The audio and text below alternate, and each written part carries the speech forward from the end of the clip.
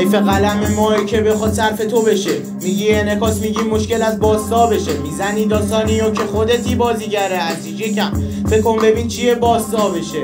در راستای فکر هدف آسایشه. مغز ضعیف که داخلش فقط رزمایشه. به یه آرامشه ظاهرش سرمایشه. میخوام بعد مرگم بگن که این آثارشه. میشه ملکه ذهنت مسئله فکر. دم غروب رسیدی باز مرحله صفر. تستت نمیکشه مغزت میده لفتش. فامیلیو میخوای ولی یادت میاد اسمش.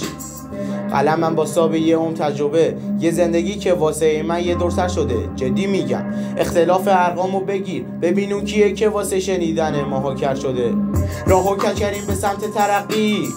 هر کی خواست واسه ما درد و طلبی. چجوری برگردیم به حالت کارخونه که یه روز بیاد نباشه روزمون خطری.